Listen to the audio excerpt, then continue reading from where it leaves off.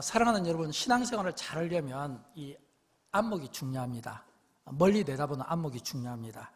저는 요셉의 인생이 참 좋은 모델이 된다고 생각합니다. 왜냐하면 하나님께서 요셉에게 주신 꿈이 있잖아요. 근데 그 꿈이 이루어지기까지 긴 시간이었거든요. 많은 연단과 어려움이 있었어요. 그러나 그 연단 어려움 가운데서도 가진 꿈을 가지고 믿음으로 한 걸음 한 걸음 뚜벅뚜벅 나아감으로써 결국은 그 꿈대로 이루어지는 모습을 보게 됩니다. 저는 그런 의미에서 오늘 이 가운데 꿈을 가진 모든 분들에게 권면하고 싶어요. 요셉의 신뢰를 들어서 꿈을 가진 분들에게는 그 꿈이 여러분에게 큰 용기와 비전이 되기를 축복합니다. 또 동시에 여러분 가운데 혹시 어려움이 있고 고난이 있다면 그 어려움과 고난 가진 분들에게 저는 요셉의 이야기가 여러분 그 어려움 속에서 인생을 끊지 마시고 이어나갔으면 좋겠어요. 왜냐하면 그 고난 가운데 하나님의 뜻을 헤아리는 지혜를 가졌으면 좋겠고, 하나님의 생각은 우리 생각과 다르기 때문에 반드시 그 꿈이 이루어져도 내가 계획하고 목표한 대로 이루어지는 법은 없어요. 왜냐하면 성경은 오히려 우리에게 이렇게 이야기합니다. 내 생각은 너희 생각과 다르다. 하나님의 뜻은 너희와 다르다 라고 말씀하거든요.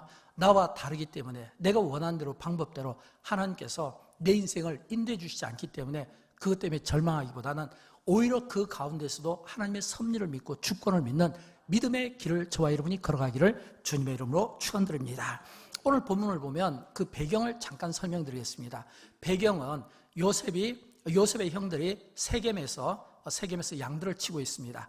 그런데 요셉의 형들은 세겜에서 양을 치는데 요셉은 아버지 야곱과 함께 가나안 땅에서 편이 있습니다. 우리가 지난 시간에 요셉에 대해서 이야기를 한번 했잖아요.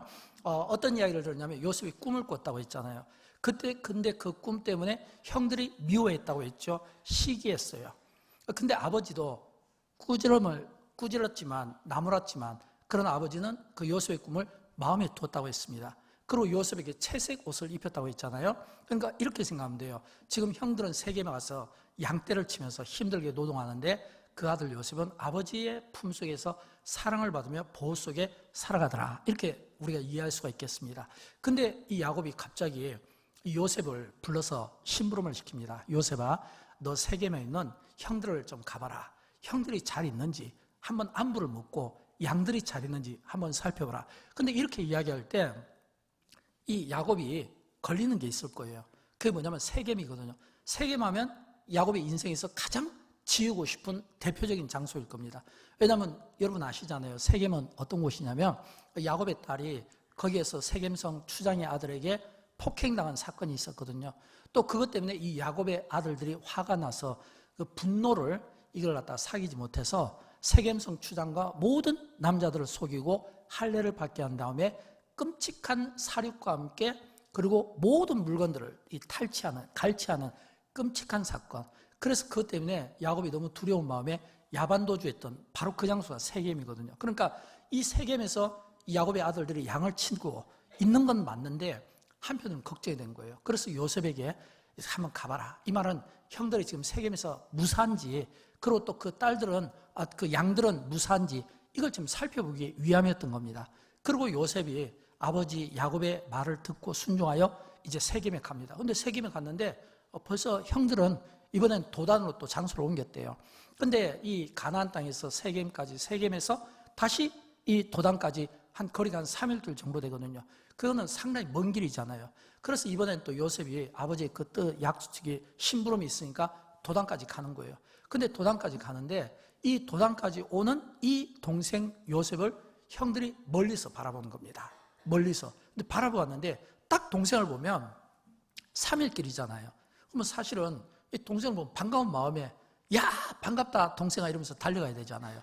근데 반가운 마음에 달려가는 것이 아니라 딱 동생을 보면서 어떤 마음이 들었냐면 죽여야 되겠다. 살인 동기가 들은 거예요. 죽여야 되겠다. 왜냐하면 지난 시간에 요셉이 꿈꾸는 사람이라고 했잖아요. 저 꿈쟁이가 진짜 꿈대로 이루어지는가 한번 확인해보자. 그러면서 죽여야 되겠다는 거예요. 진짜 꿈대로 이루어지는지. 이게 지금 형들의 이야기입니다. 그렇다면 오늘 보면은 어떤 내용일까요? 요셉의 꿈이 형들에 의해서 방해받는 겁니다. 방해받는 거예요. 여러분 이 가운데 그런 분이 없기를 바라지만 혹시 여러분 가운데 여러분의 꿈이 방해받는 경우가 있습니까? 아니면 여러분이 어떤 목표가 어떤 환경에 의해서 방해를 받습니까? 저는 없기를 바라지만 혹시라도 나의 꿈이 목표가 방해를 받는다면 저는 오늘 이 창세기 37장에 나와 있는 이 사건을 통해서 요셉의 그 꿈들이 방해받는 가운데 어떻게 그 꿈이 이루어졌는가를 확인하는 시간이 되었으면 좋겠어요.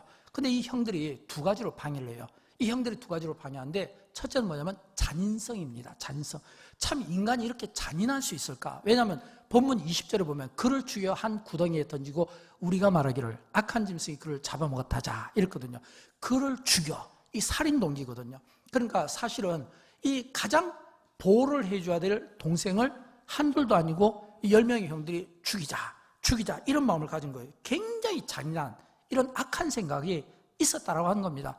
근데 이런 이 잔인한 이 인간성은요, 생각도 있지만 행동도 함께 따른다는 걸 봐야 돼요. 왜냐하면 행동은 본문 23절과 24절인데, 자, 우리 같이 한번 읽어보도록 할까요? 형들이 요셉의 옷 입은 채색 옷을 벗기고 그를 잡아 구덩이에 던지니 아멘 이랬거든요.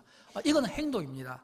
여러분, 이 인간이 참 잔인하다는 것은 생각이 죽여야 되겠다. 근데 행동도 진짜 잔인한 게 채색 옷을 벗기고 구덩이에 던졌다고 했거든요. 이 채색 옷은 지난 시간에 말씀드린 기억이 있습니다. 이 아버지 야곱이 이 12아들 가운데 유독 요셉에게만 이 옷을 입혔거든요. 이 이야기는 요셉에게 앞으로 아버지의 그 어떤 권한을 위임한다는 이런 뜻이잖아요. 장자를 위임한다는 이런 어떤 의미가 이 안에 담겨져 있어요. 왜냐하면 그 당시 고대 사회에서 옷은 신분을 뜻하니까요. 근데 이걸 벗겼다, 나중에는 찢어버렸다 이렇게 돼 있거든요. 그 다음에 구덩이에 던졌다. 이 구덩이는 이 중동 지방은 물이 오지 않지 않습니까?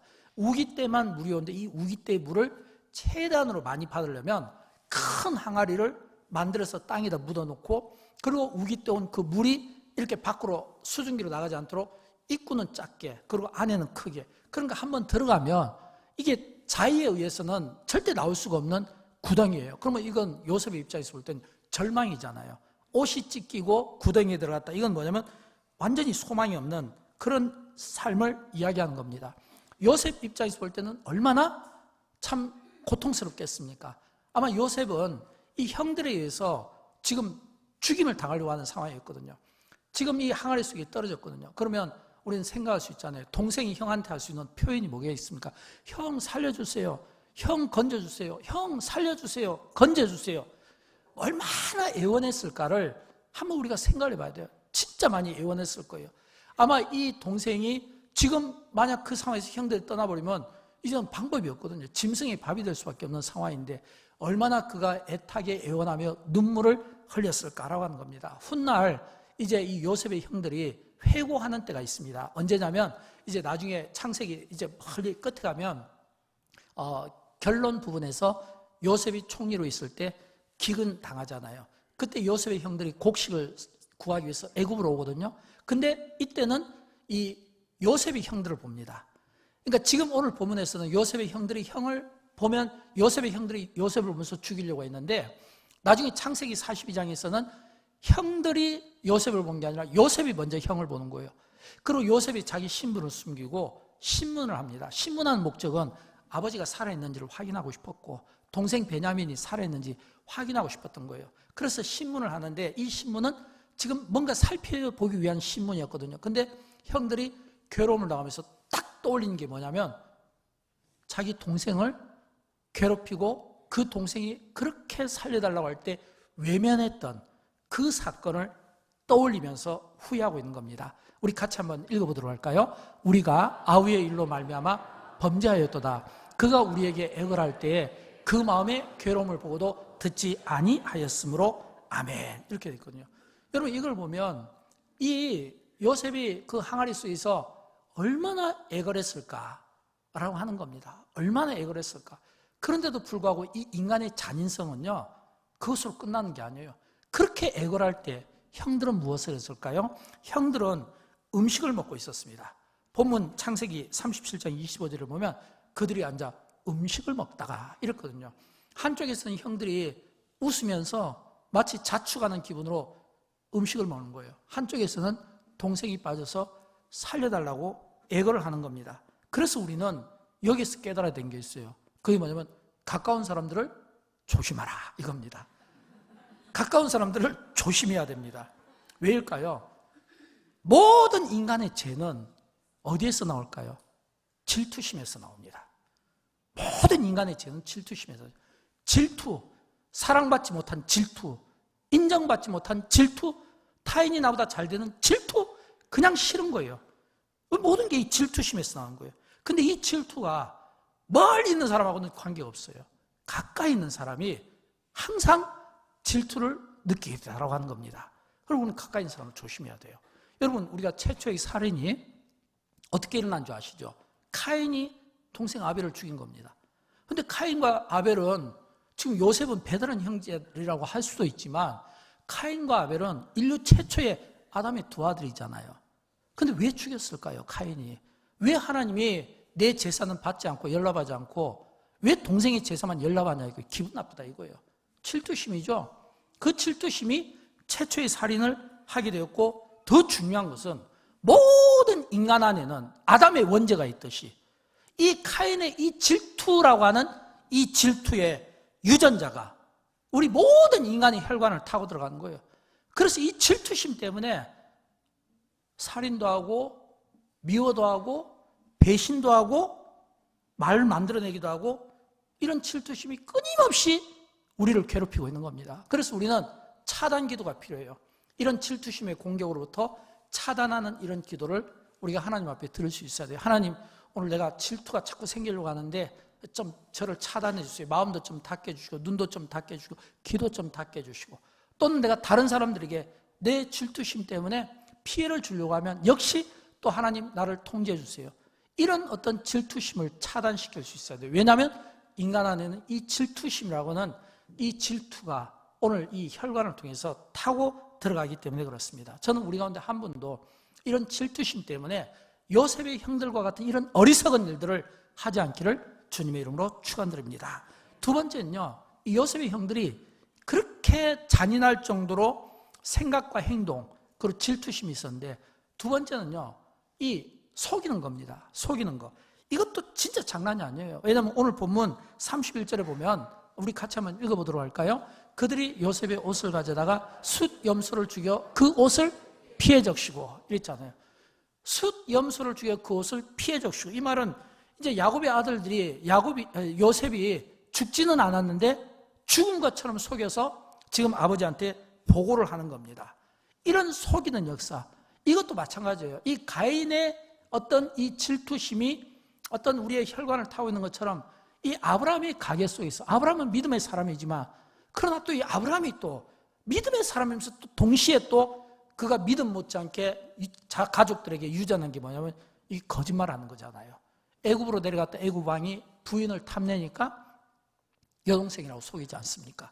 또 뿐만 아니라 이삭도 또 나중에 자기 아내를 여동생이라고 또 속이잖아요. 나중에 또 야곱은요, 아버지도 속입니다. 장자권 때문에. 형도 속이는 거예요. 그럼 어떤 의미로 보면 이 야곱은 속임수의 대명사라고도 볼 수 있거든요. 속임, 거짓말. 근데 오늘 본문에 보면 야곱의 아들들은 더 대단해요. 왜냐하면 속임의 대명사 달인이라고 할 수는 야곱을 속이잖아요. 야곱을. 이걸 보면 얼마나 이 거짓이라고 하는 이 속임수가 그 유전이 얼마나 깊이 뿌리 깊게 내려간지 알 수가 없다는 겁니다. 더 중요한 것은 우리 안에 이런 질투라는 이런 어떤 나쁜 생각들, 또 동시에 우리는 속이고 거짓말하는 이런 잘못된 영이 우리 안에 있고, 이걸 우리가 차단할 수 있어야 돼요. 이걸 우리가 막아버릴 수 있어야 되고, 이게 막아지지 않으면 여러분, 아브라함보다 이삭이 더 과감했어요. 거짓말하는데. 또 이삭보다는 야곱이 더 과감해요. 아버지를 속이니까. 남도 아니고 형을 속였잖아요. 근데 더 과감한 것은 야곱의 아들들이거든요. 우리가 다음 세대, 우리 자녀 세대를 위해서라도 우리가 이 거짓하고 속이는 것, 이런 것들을 우리가 차단하지 않으면 우리 다음 세대가 가면 갈수록 더 심하잖아요. 이 가운데 대부분은 우리 부모님들입니다. 부모님들인 우리는 우리 자녀들에게 속아줄 때가 많잖아요. 자녀들은 자신들이 우리를 속인 것에 대해서 굉장히 우월심을 갖겠지만, 그러나 부모들은 알잖아요. 하나님은 모르실까요? 알잖아요. 오늘 얼마나 우리 자녀 세대가 거짓말에 익숙한지, 얼마나 잘 속이는지, 인터넷 같은 데를 보면 얼마나 검증되지 않은 것을 가지고 마치 진실인 것처럼 팩트로 이야기하고 거짓말을 그냥 일삼하고 즐기고 책임지지도 못한 말을 얼마나 쉽게 내뱉는지 우리가 알 수가 있잖아요. 이게 뭐냐면 전부 속임의 역사거든요.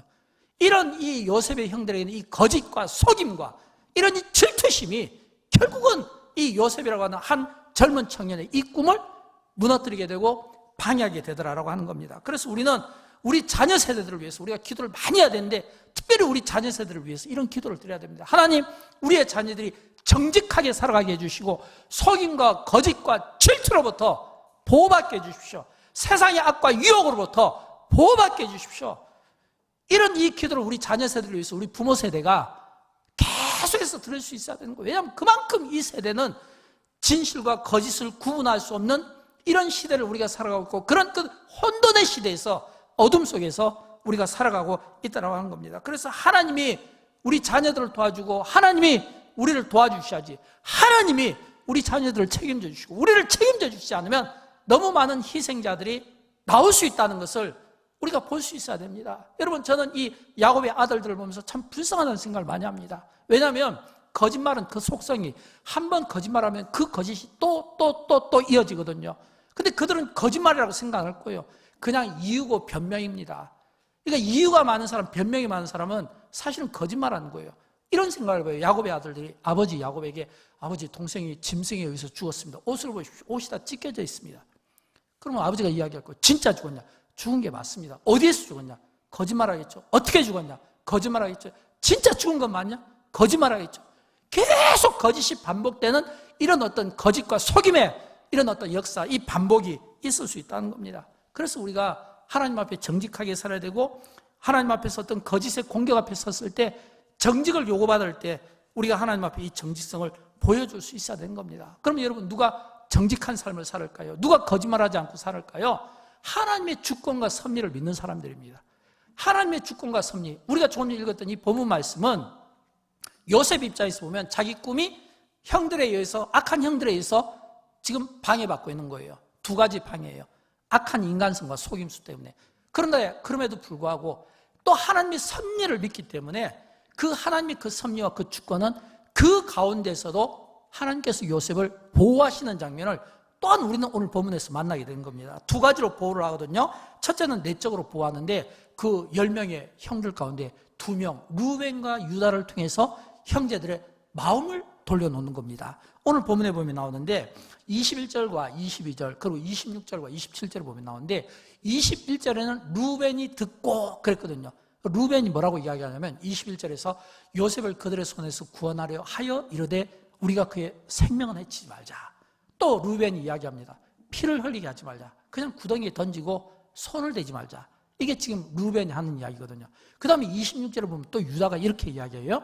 자기 형제들에게 이르되 우리가 우리 동생을 죽이고 그의 피를 덮어둔들 무엇이 유익할까? 죽이면, 피를 흘리게 하면 무엇이 유익할까? 차라리 27절 말씀 우리 같이 읽어보도록 합니다. 자, 그를 이스마엘 사람들에게 팔고 그에게 우리 손을 대지 말자. 그는 우리의 동생이요 우리의 혈육이니라 하며 그의 형제들이 청종하였더라. 아멘. 여러분, 이 말씀은 지금 이 루벤과 그리고 유다를 통해서 지금 이 형제 위에, 적어도 우리가 형제인데, 우리가 아버지를 생각하면 혈육인데 우리가 죽였어야 되겠느냐라고 했을 때 이 형제들이 청종하였더라. 이 말은 마음을 돌이켰다는 거예요. 그래서 그들이 내린 결론이 그냥 구덩이에 집어넣는 겁니다. 근데 두 번째, 하나님의 이 섭리는 이 형들 두 사람을 통해서 마음을 돌려놓은 다음에 이번에는 외적으로 미디안 상인을 준비시켜서 이 요셉이 지금 갇혀있는 이 항아리를 향해서 그들이 오게 하는 겁니다. 본문 25절 말씀 우리 같이 읽어보도록 합니다. 그들이 앉아 음식을 먹다가 눈을 들어본 즉 한 무리의 이스마엘 사람들이 길르앗에서 오는데 그 낙타들의 향품과 유황과 모략을 싣고 애굽으로 내려가는지라. 아멘. 지금 이 말씀은 형들이 음식을 먹는 거예요. 이건 진짜 하면 안 되죠. 왜냐하면 지금 동생이 지금 살려달라고 애원하는데 그 옆에서 형들이 음식을 먹고 마치 자신들의 승리를 자축하고 한 동생의 이 꿈을 짓밟은 것을 기뻐하는, 여러분, 이러면 안 되죠. 이러면 안 되는데, 이런 모습 가운데 하나님께서 이스마엘 사람들을 딱 지금 요셉의 형들이 음식 먹는 그 자리에, 지금 요셉이 지금 이렇게 담고 있는 이 항아리를 향해서 지금 하나님께서 이스마엘 사람들을 지금 인도하고 있는 겁니다. 무엇을 말할까요? 절묘하게 하나님께서 깊은 타이밍으로, 정확한 타이밍으로 이 요셉을 건져내기 위해서 미디안 상인을 이용하는 거예요. 여러분, 만약에 이 음식 먹었던 형들이 떠나버리면 어떻게 요셉이 이 구원을 받을 수 있겠습니까? 딱 적당한 때에 본문 28절을 보면 미디안 사람들이 딱 그 타이밍에 지나가는 거예요. 그리고 은 20을 가지고 이 요셉을 이제 팔아버립니다. 근데 사실 은 20은 그 당시 그냥 평범한 노예 한 사람의 그냥 가격이 은 20이에요. 그냥 딱 그 가격에 팔아버렸다라고 하는 겁니다. 여기서 우리가 하나님의 섭리를 배우게 됩니다. 하나님의 섭리는 우리 생각과 다른 게, 하나님의 섭리는 죽었다 생각하는 그때에 오히려 하나님은 그 요셉을 향해서 미디안 상인들을 보내시고 은 20에 그를 사서 어디로? 애굽의 노예로 데려가는 거예요. 근데 여러분, 하나님의 섭리적 관점에서 보면요, 인생을 짧게 보지 말고 길게 보라고 했잖아요. 인생을 길게 보고 하나님의 섭리의 관점에서 보면 사실은 요셉이 애굽으로 가는 게 낫습니다. 왜냐하면 가나안 땅에 가는 것보다, 가나안 땅에서 형들에게 시달리는 것보다 애굽에 가는 게 낫어요. 왜냐하면 애굽에 간다는 것은 어떤 의미입니까? 이 애굽은 훨씬 더 하나님의 보호 속에서 살아갈 수 있잖아요. 우리가 잘 아는 로마서 8장 28절을 보면 이런 말씀이 있잖아요. 이 말씀 우리 모두가 너무너무 좋아하는 말씀이에요. 왜냐하면 모든 것이 합력하여 선을 이루느니라.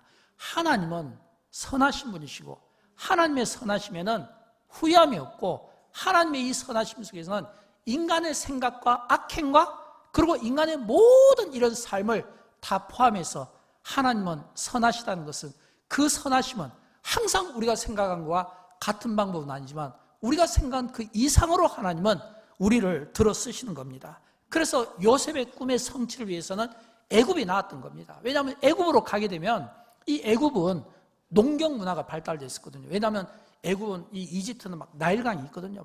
저도 이렇게 나일강을 한번 다녀온 적이 있는데, 이 나일강이 한강과는 비교가 되지 않을 정도로 굉장히 크고 깊고, 그 애굽 전체를 이렇게 먹여 살릴 수 있는 풍부한 식수가 준비되어 있는 거예요.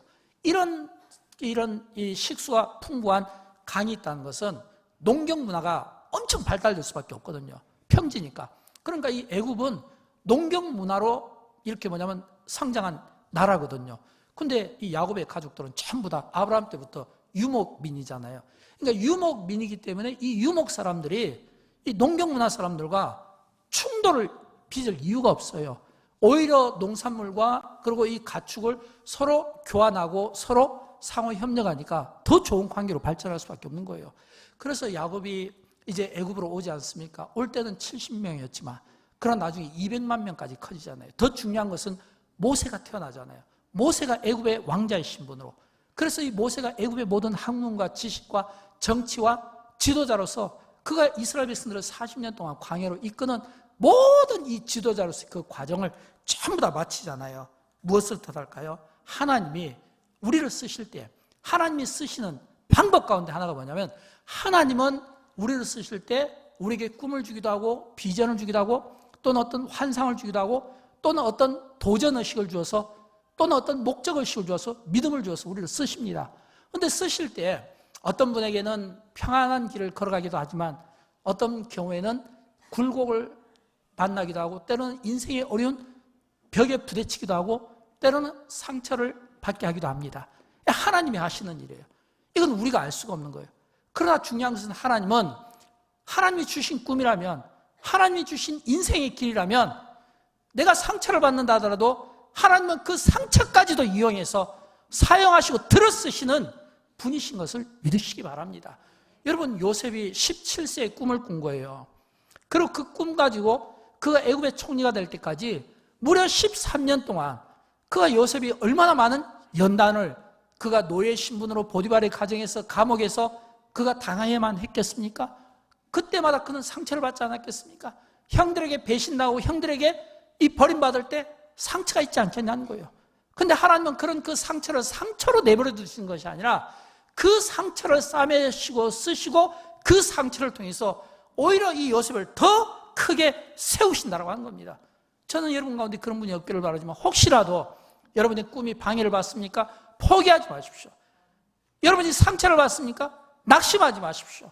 여러분이 어떤 목표한 바가 있는데 그 목표한 바가 내가 원하는 방향대로 가지 않습니까? 그것 때문에 인생을 낭비하지 마십시오. 포기하지 마십시오. 낙심하지 마십시오. 낭비하지 마십시오.